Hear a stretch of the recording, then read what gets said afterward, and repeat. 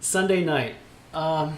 Listen, I knew I had to act like a lightning rod because I wanted the airtime. I knew I had to have the airtime, and I knew I had to dominate with people asking me questions. And frankly, it was a tactic, and I think it worked. Because there were a lot of people, especially the board of director candidates, who had a lot of great things to say. For example, I'll name drop here, Angela Moore. She was the first speaker. She had very good things to say, but I wanted to hear more of her. But what happened to her was, if you notice, that after her initial speech and during the questioning periods, no one asked her anything. Yeah, I feel a lot of people should have. Why do you think that is? I don't know, because she just sort of disappeared. In fact, she got up to ask us questions. Yeah. No one was giving her any attention. That was basically what I was worried about. I know my volume was at 150%, and I knew I was putting myself out there, but that was a tactic. So Charles, tell me about your thoughts on diversity and equality in UBCP at the moment. Diversity and equality. Well, Eduardo, I think unfortunately what happened was that a lot of the old guard, and I hope people aren't offended by my use of the term, but for now, that's just my most efficient way of depicting things. As you know, people from the old guard got up, they were very vocal, and they came off like they didn't like us, Eduardo, and I found that really unfortunate. They seem to be making a distinction between themselves, actors, longtime actors who have like a bazillion credits, and the rest of us. But Eduardo, are we not also full union members? I mean, we have paid our dues. We have been at this for years. And I wanted to say to Alvin Sanders, who went up there and basically said, ooh, well, I'm paraphrasing, but you're not real actors. You know what, Alvin? It's true that I do a lot of BG, and I get paid well for it. And I'm liked by the casting directors, but I also at the same time go to many auditions.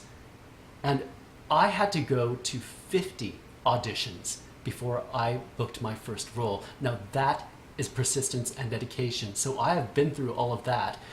And also, I have done a little bit of stunt driving. I didn't get credited for it, but, I got SAE. You know how it works, right? And so I've done a lot of things, and of course I've done my fair share of stand-in. I consider myself someone who works in this industry as a performer. Sometimes I'm an actor, sometimes I'm other things. And I think you hurt a lot of people when you made that division between yourselves and the rest of us. You know what? I think if you're a full union member, you deserve respect, okay? Because you've been through the process, and you've paid your dues, and but there are casting directors, principal casting directors in town who like to use the same people over and over again. I mean, that's the only way I can see of how those long-time old guard actors got their parts over the years, right? I mean, if there was a role available, the casting director would call in maybe 3 people, okay, and that'd be X, Y, and Z, and that's all the people they'd see. To increase the choice and the diversity, and also to make California realize that we have more than 3 actors in Vancouver. We have to make the principal casting directors audition more people consistently and not just pick their favorites all the time. I don't know how we're going to do that. We can think, but we have to look at the problem, and we have to at least acknowledge it and start tackling it. Whenever there's a problem, I'd like to see all angles of it, right? I don't like a narrow view, and I'd like to see all sides of the problem. Fake auditions for us can be either good or bad, if you think about it. If you're a beginner actor, if you go to lots of auditions, you are actually in training. Sure, you're not getting compensated for it, right? And that's a bit of a pain.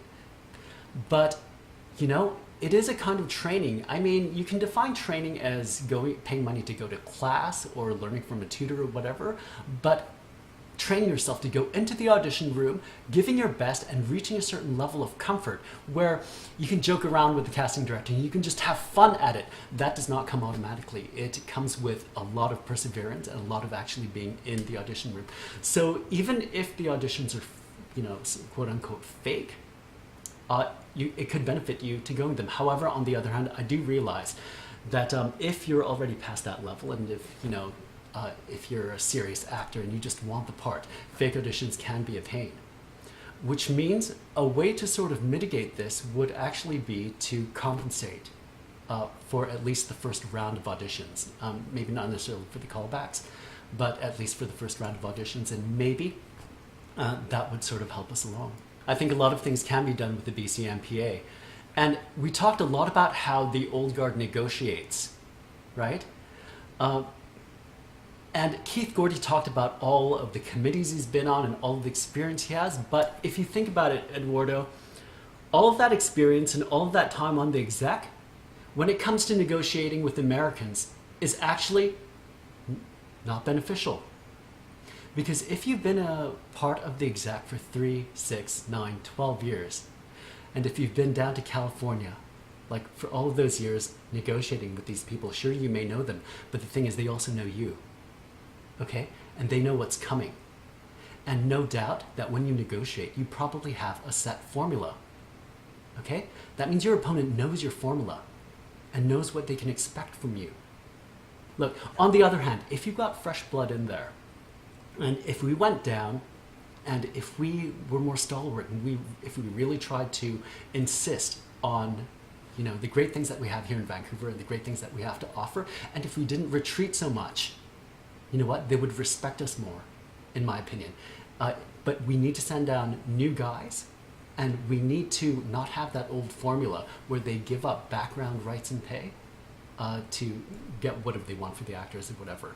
So new people, a new formula, and then we can start negotiating excellent things for the BCMPA, for all of us, not just for the actors. I want to see the kind of changes that are beneficial for all members, for actors, for stunt people, for stand-ins, for BG alike, right? There are a lot more performer categories than that, but a way to make positive changes for all of us performers is actually to tackle the issue of hazard pay and uncomfortable conditions pay.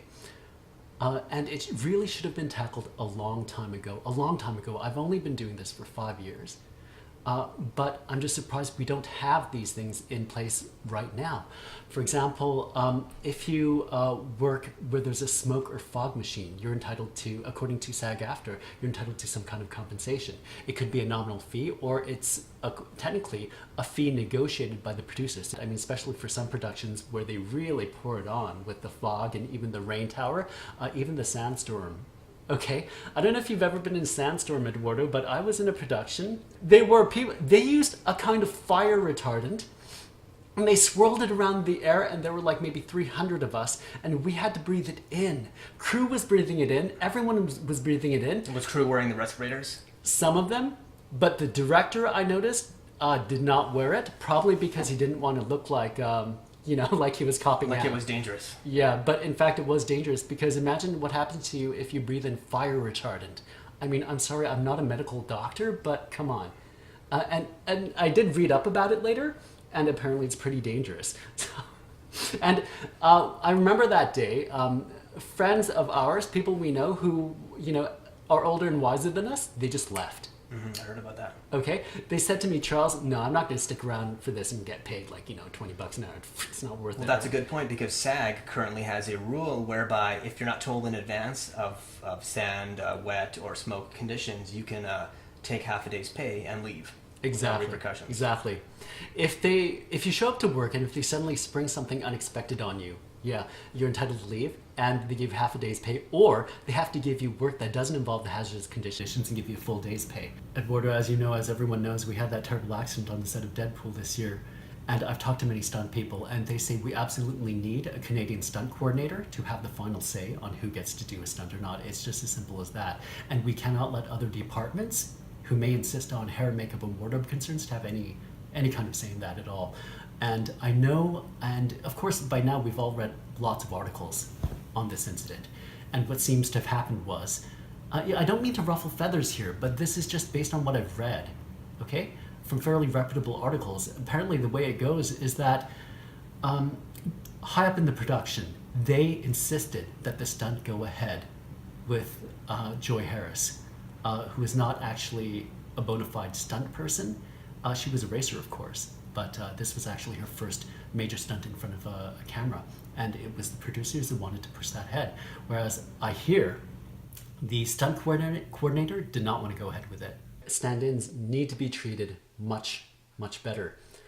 I mean, there's the fact that a lot of new stand-ins may need formal training because stand-in is actually pretty complicated work. I consider it skilled labor because you have to be attentive and you have to know what you're doing. You have to know how to stand on your mark and you have to be responsible and responsive. And you may at times even need to read some lines. I don't think our UBCP stand-ins are being compensated fairly simply because according to the ACTRA national contract, which is the contract that they use in Ontario, they get paid $2 more than we do over here. Our stand-ins get paid, I believe, $25.61, but according to the ACTRA national contract, they get paid $27.50. That's almost a $2 difference. And frankly, I think we should at least try to match that. Now, some of you may say, look, if we try to match the stand-in rate with ACTRA, we would lose business. No, that's nonsense. Look at all the shows that go to Toronto and they do it for a year there or whatever, but then they come over here, right? I say we could afford, more than afford, to push the stand-in rate to what it should be, and we would still get loads of productions. I don't think it's a big deal for them to at least treat our stand-ins fairly. There are so many things we can do, so many things. First of all, as I mentioned before, the hazard and the uncomfortable conditions pay, it should be a percentage of the day's pay or some kind of nominal fee.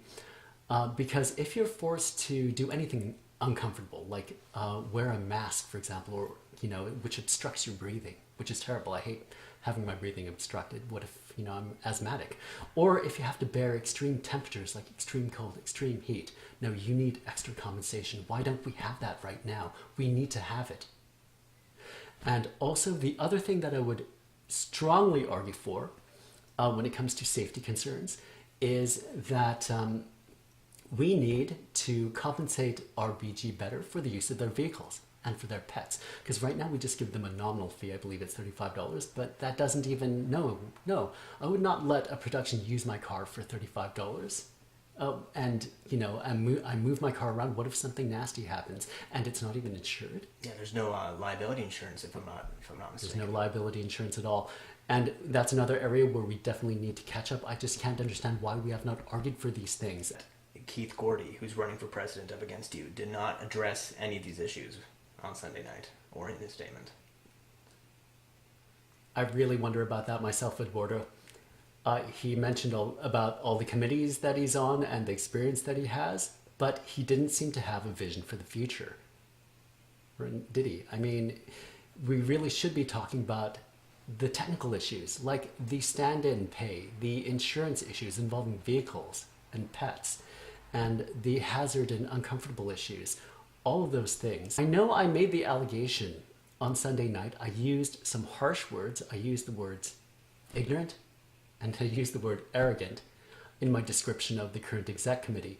And I got some flack for that. I realized that. But I ask you, based on what you guys know now, do you think that description is actually inaccurate? No, I think that description, those words, are to a significant extent accurate. Okay. Now we saw the arrogance part, of course, with Alvin Sanders and the old guard trying to be divisive like that. It made a lot of people feel uncomfortable. But also when it comes to ignorance, okay, I'll try not to name drop here, but at some of those union meetings, as I listened to some of those the exec officers speaking, it was abundantly clear that they did not know some very important terms that people like you and I, Eduardo, know very well. For example, there was one exec who did not know what SAE was. Okay, he just didn't know what it was. And then in another conversation, an exec expressed this, stand-ins only get like $1 more than BG? He didn't know the exact numbers. And so when it comes to ignorance, I can think of very specific examples. And of course, having ignorance on the exec board for anyone who isn't an actor and who isn't aware of issues is very bad for us. But also, I just hope it's ignorance. Okay? What if it's actually they don't care? I really hope it isn't maliciousness that they hold against us, because we're all supposed to be a part of the same union. We're all performers. We're all supposed to support each other. We're supposed to be there for each other. And yet, we have this animosity that was displayed very clearly on Sunday night against us, and I think that's just a terrible, terrible shame. And as your president, I would try to unite us. I would speak up for actors, for stunt people, for stand-ins, for BG, and for all of the other performers. And I did that, I think, on Sunday night. I mean, in my own way. Like I said, I know I acted like a lightning rod. But if we argue for better conditions and better pay for all of us, that's a very good thing. And I think we can do it. But we can't afford to send the same people with the same thing down there each and every time.